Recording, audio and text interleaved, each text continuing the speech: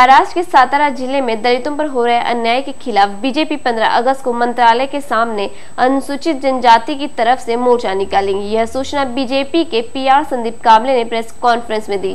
कांग्रेस के पूर्व विधायक प्रताप भोसले ने सातारा के रहवासियों पर अत्याचार करवाया और धमकी दी कि यदि रहवासी उनके खिलाफ गए तो उनका घर जला दिया जाएगा। इन लोगों को सरकार न्याय दे, इसलिए यह मोर्चा निकाला जाएगा। मौजूद है बीजेपी के नेता संदीप कांबळे के साथ, जो कि कांग्रेस एक्स मिनिस्टर प्रताप भोसले के खिलाफ एक मोर्चा कायम करने वाले हैं। आइए जानते हैं उनसे कि क्यों ये मोर्चा कर रहे हैं और क्या स्वरूप होगा उस मोर्चे का। सर, आप हमें बताएंगे किस प्रकार का मोर्चा होगा और ये मोर्चा आप क्यों कर रहे हैं? सातारा जिले के भुई जो गांव है, उस गांव में जो कुचेकर एक दलित कुटुंब रहता है, उस कुटुंब के ऊपर जिस प्रकार से कांग्रेस के माजी खासदार और जो मंत्री रहे हैं, उन्होंने जिस प्रकार से उनकी ज़मीन हत्या कर उनको जान से मारने की धमकी दी है, उसका निषेध करते हुए जिस प्रकार से उनके ऊपर अन्याय अत्याचार हुआ है गांव वालों ने और उनके जो समर्थक थे भोसले के, उन्होंने जिस प्रकार से उनके साथ दुर्व्यवहार किया है, उसको लेकर भारतीय जनता पार्टी अनुसूचित जाति मोर्चा की ओर से उनको हमेशा समर्थन देते हुए आने वाले 15 अगस्त को मंत्रालय के सामने हम एक दिन का धरना करने वाले हैं। मतलब किस प्रकार का उन्हें टॉर्चर किया गया था, इसे कहा गया? ऐसा है कि पहले तो मैं आपको पूरी पार्श्वभूमि समझा देता हूँ उसके पीछे की।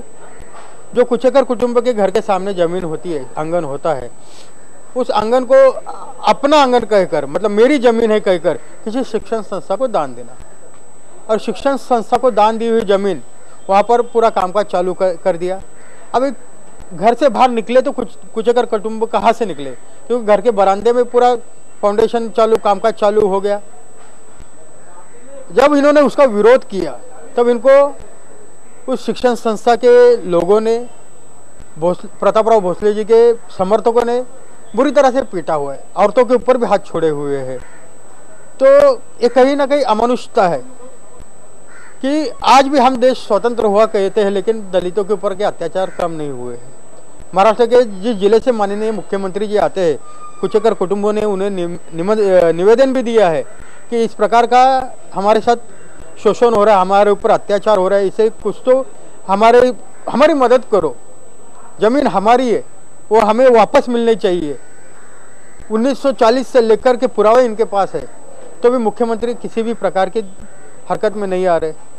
तो हमारा यही है कि हम वहाँ पर आंदोलन करेंगे ताकि ये जो सोई हुई सरकार है, सम्मानीय मुख्यमंत्री हो, सम्मानीय गृह मंत्री हो, वो जग जाए और अपने जो माजी खासदार है, माजी मंत्री है, उनको दो बातें मतलब अच्छेपन की सिखाए। यही हमारा कहना है। ये थे संदीप कांबळे, जिन्होंने हमें बताया कि किस प्रकार का मोर्चा होगा। आइए जानते हैं वहाँ के रहवासियों से कि उन्हें किस प्रकार की तकलीफें होती है।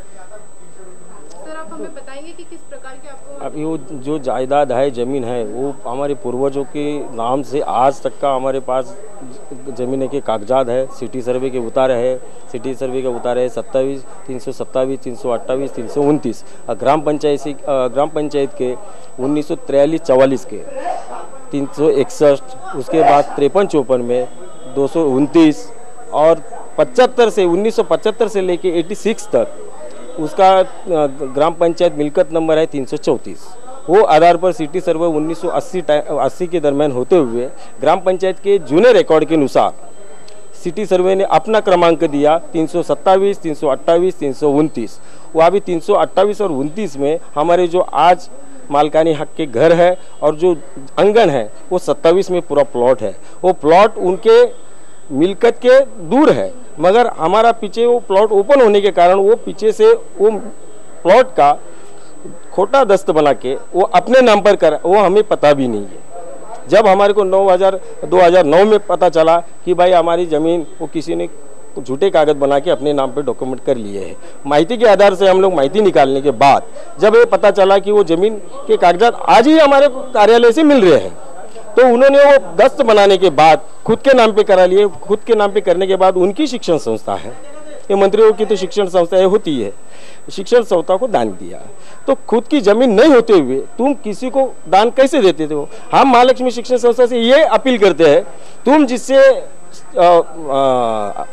बख्शिश पत्र के द्वारा जो जमीन ली है, वो तुम्हारे को जो बख्शिश पत्र दिया है उसकी मालकी नहीं होते हुए तुम्हारे को जमीन दी गई है, तुम उनके ऊपर केस दाखिल करो कि भाई तुम्हारी जमीन नहीं होते हुए वो जमीन तीसरे की और की है, कुछ एकड़ कुटुंबी की, तुम हमारे को बख्शिश पत्र से दिए कैसे? तुम उनको ऊपर फोर्जरी दाखिल कर दिए। वो आके हमारे को टॉर्चर करते। माजी मंत्री माजी मदन भोसले, इन्होंने हमारे को बख्शिश पत्र दिए है, जान लिए वो उधर ही थे, उनसे क्या उधर व्यवहार हुआ आप बताइए, उनको बता दें। तो ये थे वहाँ के रहवासी जिन्होंने हमें बताया कि किस प्रकार की उन्हें वहाँ पे तकलीफ़ें सहनी पड़ती है। अब देखना ये होगा कि उनकी मांगे कितनी जल्द पूरी होती है, इन गाँव वालों की जो मांगे हैं वो कितनी जल्द पूरी होती है। कैमरामैन इम्तियाज़ के साथ प्रीति जनवाल, तहलका 24 न्यूज़, मुंबई।